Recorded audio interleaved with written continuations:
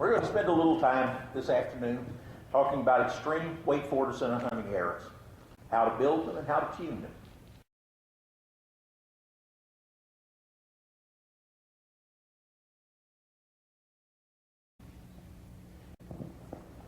Now let's look at building and tuning arrow. And it's a process just like developing a hand load for a rifle, finding the best load you can. It is a precision task. The first thing you need to do when you start out is understand what happens during paradox. In paradox, the arrow bends around the riser and bends around the arrow shaft. If that shaft has too weak a dynamic spine, it's going to bend too far around the arrow rest, and it's going to bend too far around the riser. If you're right-handed, that means it's going to shoot to the right, and it's going to shoot low. It's going to bend too much and not bend back enough. If you have a shaft that's too stiff, it's not going to bend around the riser enough, and it's not going to bend far around the shaft, and it's going to shoot high and left if you're a right-hand shooter. Those will be just the reverse if you're a left-hand shooter. Now, as we discussed earlier, and as our friends in New Guinea can tell us, having a true center shot is not your friend when you're working with EFOC arrows. Because the closer you get to center shot, the stiffer that arrow has to be. And a stiffer arrow usually means a heavier shaft. And that heavy shaft is going to detract from the FOC that you're getting. Now you want to start with the point weight that you want, using field points. This is by far the easiest method. You have to get past the idea of, I shoot a 29-inch arrow. My arrows are always going to be cut at 29 3/4 inches. If you do that, the only way you can tune is by changing the point weight. And that's not a good way to build an EFOC arrow. So you start with the point weight you want on a full-length shaft. You want to use the lightest grain per inch shaft that you can get to work. A couple of shafts that are real popular now are the Victory High Velocity, which in a 300 shaft is 7.2 grains per inch. And the Carbon Express Ultralights are pretty popular. And in a 300 shaft, they're 8.5 grains per inch. Now, as you're building your FOC arrow, you want to do all you can to reduce the weight at the shaft's rear. It's a very important concept because people think of load the point, load the point, load the point. And as you get into the high FOC, the real secret is reduce the weight at the back, reduce the weight at the back. So you want to do everything you can to drop that rear weight. That means you're not going to use any arrow wraps. You're not going to have any cresting on there. You're going to use the smallest fletching you possibly can. And you're going to use feathers, not vanes, because they're lighter.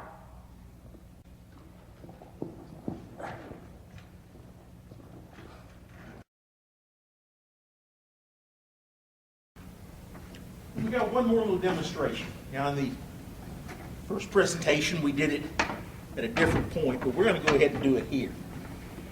What I'm going to do is, get the paper out of here, and I'm going to use this as a balance point. You can clamp on there.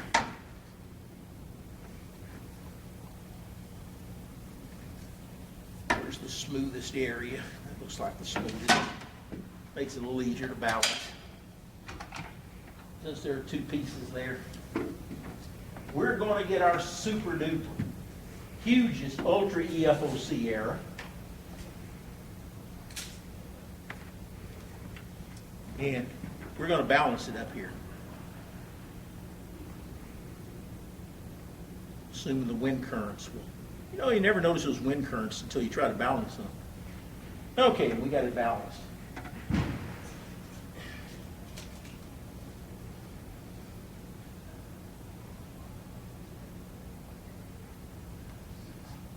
Okay, so we've got a paper clip, and then down here, we'll take these off for a minute. Just a paper clip. And we're going to hang it on the front. Doesn't affect it much. So we're going to put these on.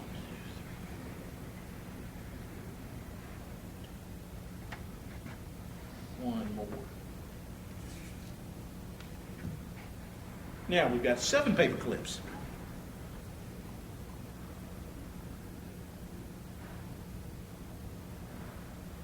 Hanging off the front. Still didn't change the balance point. Let's take that off. Let's take all of these off there. Go back to our 1 paper clip. And back here at the 28-inch point, we're going to put this 1 paper clip on this long rear lever arm. And you've got to remember, we've got several ounces up front, way heavier than you're ever going to have the point of your error, unless you happen to live in New Guinea. And that's why you do everything you can to reduce the weight on the rear end of your arrow when you're trying to get high amounts of FOC. That long lever arm, very small change in weight, is going to do a lot more to change the FOC of the arrow than a huge amount of change in the weight on the point.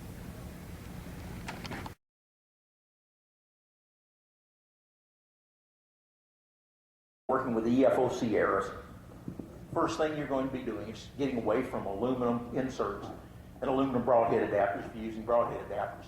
And that's a good thing, because they are the weakest link in your arrow system, the thing most likely to be damaged on impact. And structural integrity is still factor number 1. I don't care how perfect your arrow is otherwise and how perfectly it flies, if it breaks on impact, it doesn't matter. You're not going to have good terminal performance. But just because you're going over to stronger components, brass or steel inserts, and if you're using screw-in adapters, don't think they're invulnerable. This is a bent steel broadhead adapter, and it's not an uncommon thing to have happen. There seems to be quite a bit of difference in the quality of steel between some of the different broadhead adapters. So that's something you might want to test and look at if you're using those. And you also want to be sure that you have that screwed all the way in snug. Now on my serious hunting arrows, I Loctite them in place, because if it's out just a part of a turn, it becomes very easy to bend these steel broadhead adapters. And the same holds if you're using some of the newer, there are some new 1-piece screw-in broadheads out there that are heavy enough to make good Ultra EFOC arrows. So even if you're using those, they're much better quality steel than you have in these broadhead adapters. They will still bend if they're not uptight. So if you use anything with a screw-in system, it should be Loctite in place. The better solution is to use 1-piece brass or steel insert broadhead adapters if you're using a glue-in system. And that increases the structural integrity of the arrow quite a lot, as well as giving you the weight up front. So it's just something to keep in mind on the point weight. Now let's see if we can move over into tuning the Ultra EFOC arrows. Now, if you'll go over to toughhead.com/education, there's a real good article on tuning the EFOC, Ultra EFOC shaft. And maybe really the only article I know of that's out there by Troy Breedy. And Troy's a good friend of mine. And it's an excellent article. His process is very similar to mine. We do have some minor differences in the way we go about tuning. But you could, either one will work. There's more than one way to skin a cat and get it to come out to work. And that's a good one that you can go back to anytime and look at a step-by-step going through the tuning like we're going to go through here. I'm not sure he goes as much detail into tuning the fletching as I do. I can't remember. It's been a while since I read his article.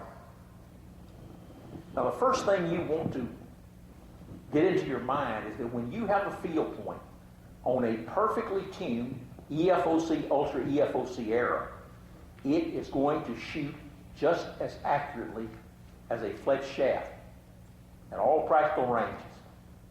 Even at 80, 90 yards, it will shoot as accurate. And this can be demonstrated out of a shooting machine very easy.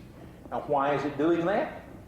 Well, when you get that very high FOC arrow, you have a very, very long rear steering arm back there, and you're shooting a field point that doesn't create a lot of wind shear. And if that shaft tries to move, the pressure of the air changes on the shaft, and it's acting just like fletching would, because you're not having to overcome any wind shear. And first off, some people come and say, wait a minute, what about a screwball? You know, it doesn't rotate any, and this wouldn't be rotating any. Wouldn't it act like a screwball? No. A screwball in baseball, the center of gravity is in the middle of that ball. Here, we have extreme weight forward of center, which, what do we say the pilots all know? It makes for stable flight. Makes it very difficult to change the flight pattern. If you've got that EFOC way back, it becomes very maneuverable. Baseball is dead center. Can't get too much more maneuverable than that. If you go further back, it becomes completely unstable, unless you've got some kind of drag back there to keep it from going out of forward flight. We have had some people go out and shoot some matches with EFOC arrows, 3D and so forth, and shoot scores just as good as they did with fletch shafts. And they say it's quite fun because of the strange looks you get from everybody else. And I can imagine that's probably true. And when you're doing your tuning, you want to start up close and work your way back. I generally start at 5 yards. I noticed in Troy's article, he said he starts at 10 yards. Troy's better than I am. He's a better shot than I am by a long shot. But start at a very close distance and take a number of shots. Now, what you're doing on every shot is you're observing the aeroflight as well as the point of impact. Now, Troy mentions knock kick a few times in his. I don't pay any attention at all to knock kick, other than the up and down, which on my initial 5-yard test range, I will adjust my knocking point on the string to try to get the knock roughly level. I'm going to be refining that as I go through my process. So as I get the arrow closer to tune, I gradually tweak that up and down knock kick. Other than that, I don't pay any attention to it because I can see the knock kick in the air. So I don't have to look at the target unless you're shooting a brand new foam target or something of uniform density. You can get false readings with knock kick real easy if it is a hard place or a soft place in the target. So that's the reason I don't pay any attention to it. So I'm just looking at the quality of the flight that I observe and the point of impact. You want to go real slow. You start out with that full length shaft and you shoot several groups, however many it takes for you to be absolutely certain where the center of your group is. Now, if you shoot groups like this, it's not going to take you many groups. If you shoot groups like this, it's going to take a few more shots before you know where the center of that group is. Don't make a change in that shaft until you know where that shaft is hitting. So shoot several groups, and then once you know that, okay, this is where I'm at, I've got a weak spine, which is what you want to start out with, a weak dynamic spine on the shaft. Then you're going to shorten that shaft in very tiny increments. And I can't stress that too much unless you're really familiar with working with them. I wouldn't go any more than 1/8 of an inch at a time shortening. And as I get closer to tune, a lot of times it's cuts that are just the thickness of the cutoff wheel. So very, very minor cuts that we're making. One thing you want to be very cautious of starting out, particularly if you've never worked with these, beware of false readings. Use your brain. Look at what you're shooting. Look at the point weight. Look at the shaft. If you are shooting a setup that you know should be weak spine, and you're getting error impacts that show strong spine initially, particularly on these first full-length shafts, a lot of times there'll be enough shaft flex that it slaps the riser, and that gives you a false reading. It goes the wrong way. And it looks like this. And you can see the target I like to use is just a vertical stripe. You can also put a piece of tape vertical. You can hang a plumb bob. I do use a plumb bob to make sure my line is straight. Troy starts out like this, and as he gets further out, he likes to change to a diamond target. He said that helps him concentrate better on where he's shooting. I do all of mine on the straight lines all the way out. I generally do my final shooting at about 40 meters or 44 yards for my tuning. So I always use this. As I get further out, I'll put a piece of electrical tape. It's easier to see when you get further out. And all I'm concerned about is left or right impact. This is a false reading. This is a shaft that I know has to be weak, but it's showing strong impact on a full-length shaft. And the proof is, when you shorten the shaft just a little bit, and that was 1/8 of an inch shortening, it moves over to the right. Instead of getting stiffer, it got a weaker spine. shortened again, and it goes over to a weak spine. Now you've got it over where you want it to be. And you're going to shoot a bunch of groups and make sure, okay, our group center's in here, we're a little bit weak spine. And when it gets to bound like this, where you're slightly weak spine, it's time to move out to a longer range. You do not want to cross over to a strong spine impact. If you do, the only way you can cure it is to add more point weight or scrap it and start with a new shaft. So go very, very cautiously. When I get down to this point, I move out to a longer range because it's going to give me more dispersion. And I'm going to go back seeing something like this or potentially even further over. And I'm going to shoot my group and see where the center is and start shortening down until I get back to here again. Now, when I get out to about 15 yards, I jump all the way out to my final range usually, out at 40 meters. And I will tune because I'm going to use that very tiny A&A fletch. I'm going to tune mine so that it's right on the line. If you're dead set that you're going to use 4-inch fletchings, you better stop with your final tuning like this, because that fletching is going to stiffen the dynamic spine.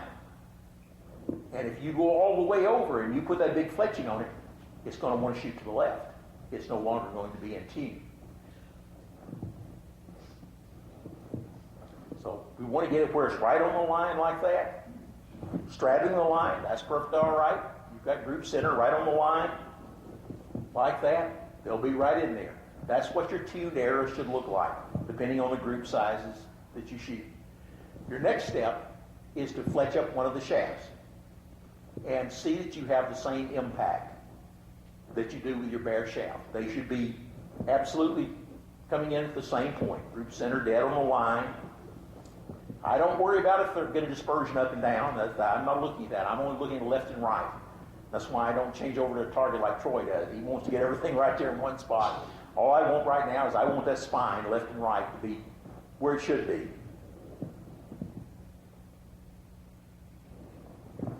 Now, once you think you're there, and you've checked that impact, fletch shaft against bare shaft, everything looks good. Next step is to check broadhead flight on a fletch shaft, and then we're going to tune the fletching. Now let's go back and talk about this A&A fletch. I think that is by far the fletch of choice if you're shooting EFOC, ultra EFOC arrows. They look really funny until you get used to them. And people will give you strange looks because it looks like tiny little fins on the back of a rocket. You can see it in comparison to the grizzly broadhead here. It's very, very short fletching. This is mine. I use 4 fletching. I do most of my hunting, always have, by stalking. And I don't look down at my arrow and put it on the string. And I don't have to worry about which way it's turned with the 4 fletch. You can use 3 fletch, you can use 4 fletch. It really doesn't matter. Whatever you're used to using.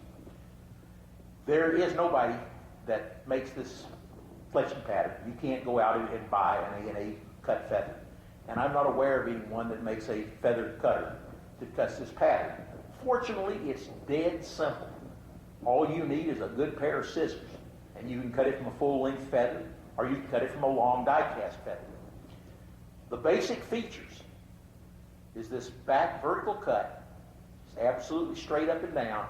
It is 1/2 inch high, regardless of the length of the fletching you end up with. This always stays at 1/2 inch high. The fletching is put on as a straight fletch. There is no offset. There is no helical.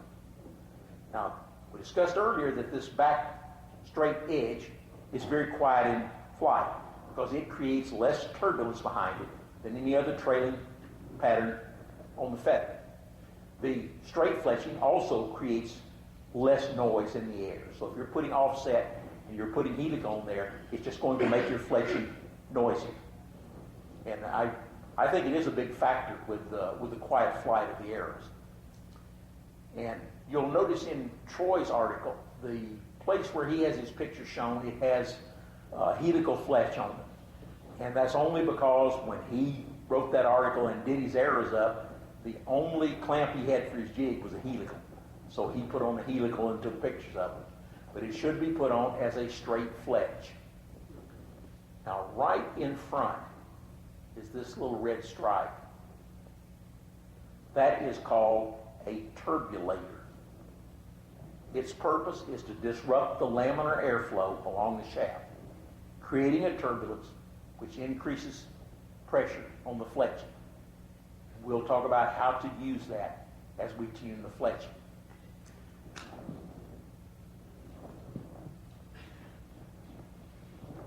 Okay, one of the things you're going to want to do is mount that fletching as far back on the shaft as possible. Oops. Now I have to have finger clearance because I shoot a finger release. That's as far back as I can go. If you shoot with a release aid, you can get that fletching further back. Why do we want it further back? Longer rear steering arm. It means we can use less fletching. Less fletching means we can save a few grains of weight on the back end. It's just like that paper clip back there. That paper clip at 28 inches would move that heavy front weight and counterbalance it. So saving just 1 or 2 grains of weight on the back of an EFOC era, and particularly an ultra EFOC era, can make a very noticeable change in the FOC, because you're already up at a very short front lever arm. Just like with putting the 7 paper clips there on the front, didn't move that at all. You can put a lot of weight on the front and not change your FOC. So when you get to high FOC, the real secret is to cut the weight at the back of the arrow on that long lever arm as much as you possibly can. Now I find it useful during the tuning of the fletching to use fletching tape. That's because you'll be taking the fletching off, putting it back on. So I find it much easier to use. But once I have my setup, I prefer to glue the feathers in place over fletching tape. I've had some problems in extreme heat with fletching tape wanting to move on me, wanting to shift a little bit. Overall, probably hadn't had too much trouble with it, but not in very, very hot climates. I wasn't real pleased with it. The next thing we're going to do now is verify our broadhead tuning. So we know that we've got our fletched field point and our fletched bare shaft shooting right together. Everything looks fine. So we're going to take a broadhead that matches in weight, the broadhead that you want to use, matching in weight to the field point that you've tuned with. And you're going to put ample fletching on it to be certain you can stabilize that broadhead. Every broadhead design has its own unique individual wind shear. All of the fletching we need on the back of this arrow is to overcome whatever wind shear the broadhead created. Because we have a field point bare shaft that shoots perfectly with no fletching at all. So the only thing we're introducing as a variable is wind shear of the broadhead. So mount your broadhead up and put enough fletching that you're sure that it's going to overcome that wind shear, and shoot and just watch the flight. Be sure you have good, stable, quality flight. You're not seeing any dipsy doodles here and there. It's not waving at you as it goes down the range.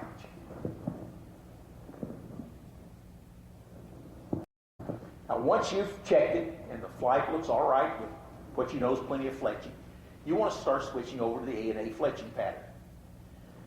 Now if you're not familiar with working with the EFOC arrows, it's probably best to start with what's definitely going to be too much fletching. So you may want to start with about a 5-inch if you shoot a 3 fletch in that A&A pattern. Remember, it's only going to be a 1/2 inch high at the back. It's going to look kind of funny. And it's going to taper straight down to that 5 inches. If you use a 4 fletch, you might want to start at 4 inches. If you know the broadhead that you're shooting is a broadhead that has very low wind shear, like the Grizzlies we were shooting there, or like the Tough Head, or any of those high mechanical advantage ratio single blade heads, you can knock a full inch off of your starting point there. If you're shooting a big, wide broadhead, or if you're shooting vented heads, sometimes vented heads do strange things, particularly in quartering winds. So you're probably going to have more fletching on those than you do on a solid blade. But if you know it's low wind shear, you can knock a 1/2 inch or a full inch off of the starting point. And if you shoot a release aid, you can knock another 1/2 inch off. During this initial tuning process, the A&A fletch, You do not add the turbulator. We're shooting with just the fletching. What we're going to do is we're going to shoot groups, and we're going to shoot and watch the flight.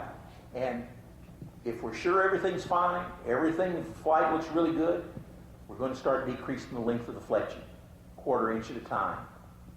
Shoot it again. Shoot it and shoot it and shoot it. Be sure that you've got stable flight with the broadhead. Still looks stable, cut another 1/4 inch off the length. Shoot again. You keep doing that until the first time you see instability in the broadhead flight. Now, what I usually see first, and I like to do this at long range so I've got room to really observe my broadhead in flight, will be a very slow, small barrel row. You'll see the arrow going down and it'll just do a little row. The other thing that I see pretty frequently is what looks to me like a tiny kick in the back of the arrow that's out 8 or 10 feet in front of the bow. That's not as common as that barrel row for the first instability. The first time you notice this unstable flight with your broadhead, it's time to add the turbulator. You put it exactly 1/4 inch in front of the fletching. You use 1 wrap. Now, what I'm using for my turbulator is 1/32 inch wide pinstripe tape. Get it from any hobby shop, Hobby Lobby, any place like that has it. And they use it to put pinstripes on the model cars and model airplanes. And a roll of it will last you a lifetime, probably, or close to it. But it doesn't take much. You just want that 1 thickness, 1 wrap around. Now, Troy, cuts his 1/8 of an inch wide and cuts them from error wraps and puts them on. And that works reasonably well, but it's more than what you need. And to me, it's just a little extra weight, so I go down with something a little smaller. And that turbulator is just creating a little bump on the air shaft right in front of the fletching. And that's breaking up that laminar airflow along the shaft. You've got this long rear lever arm flying very parallel. So it creates a little bump, creates turbulence. Turbulent air increases the pressure on the fletching. And that should be enough to bring you back to stable broadhead flight. If it does not, you go back up in length 1/8 of an inch, move that turbulator up that 1/8 of an inch, keep it 1/4 inch in front, and check again. You should have stable flight.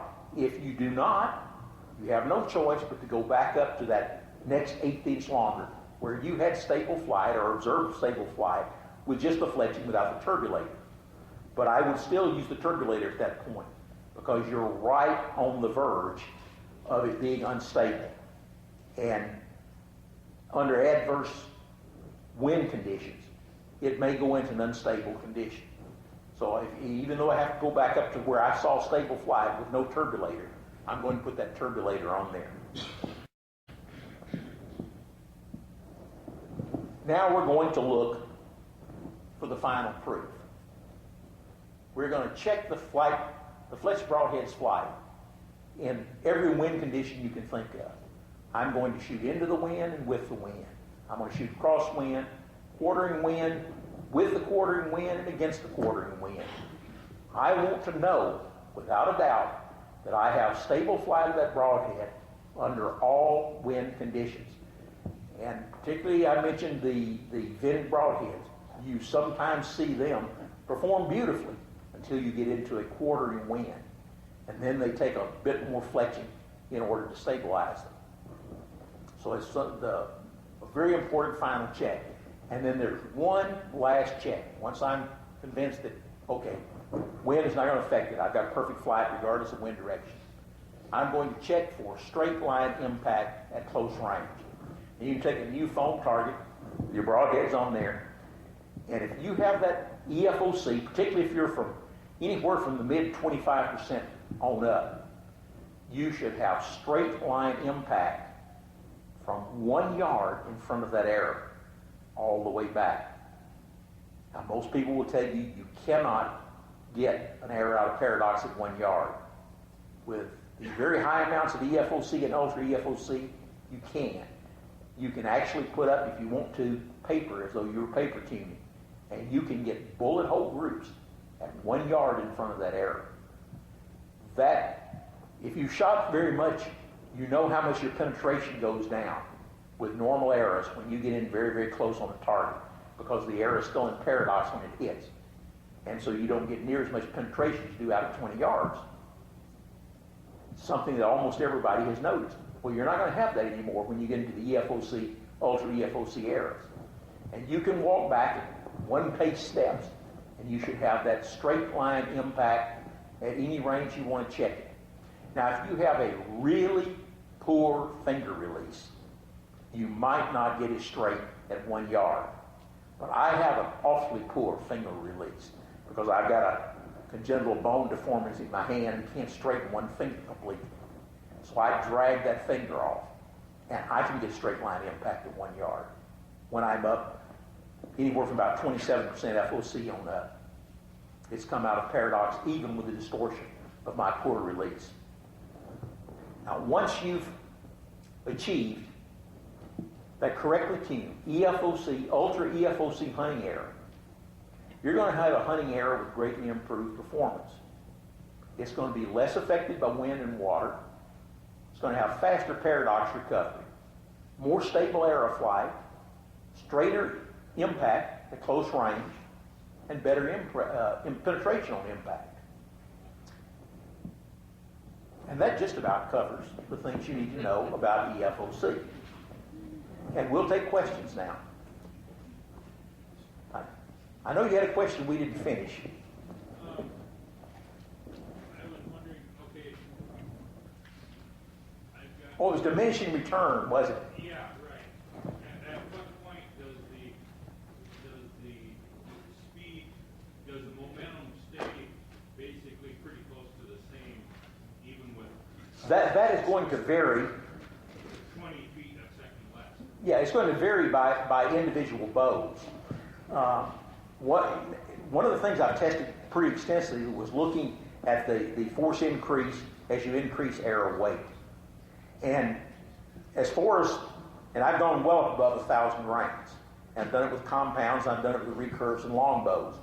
As you keep increasing the arrow's weight, you keep getting more arrow energy, and you keep getting more arrow force. But there is a point where the rate of gain changes. And this varies by the bow. So it's something you have to look at individually.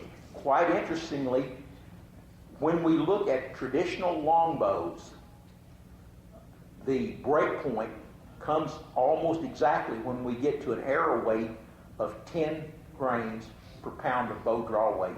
And I think that's where the old rule of thumb comes from, that somebody noticed, hey, I get arrows that are heavier than that, my performance is not going up as much.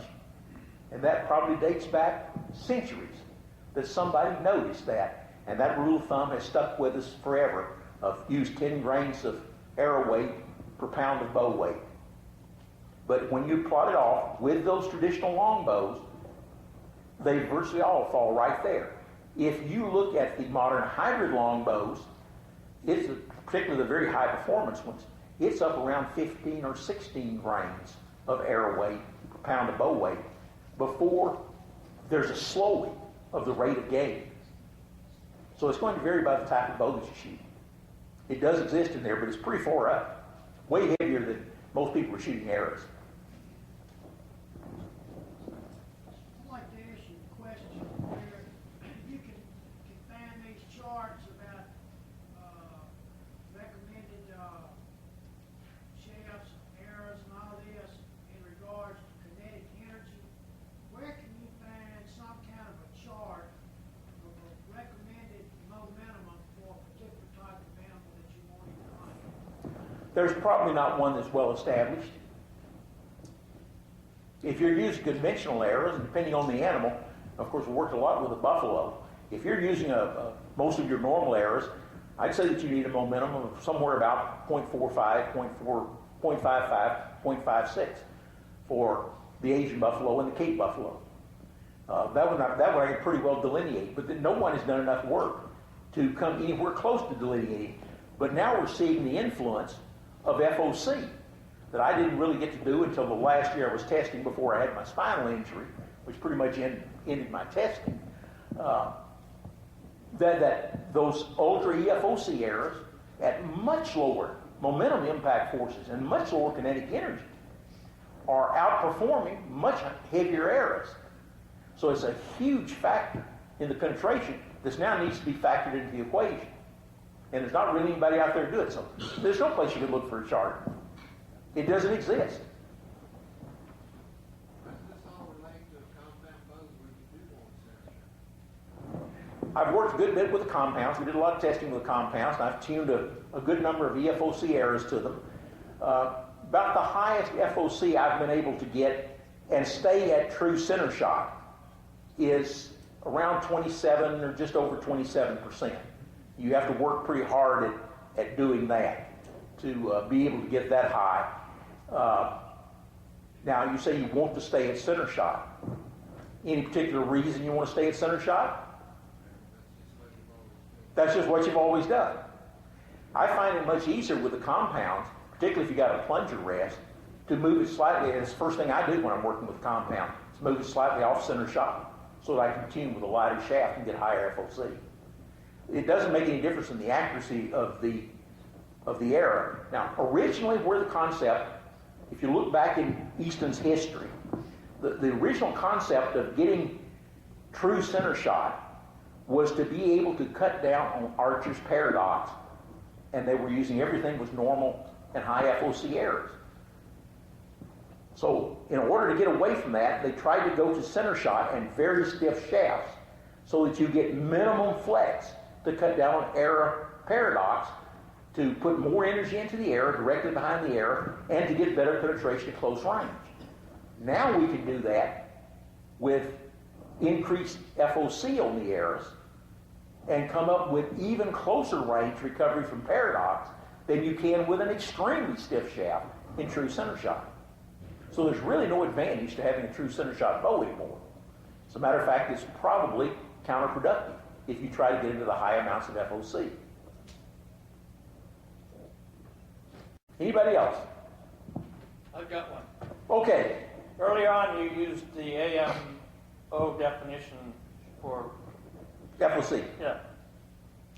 What is the difference between an arrow and an era from an AMO point of view? Where you were born?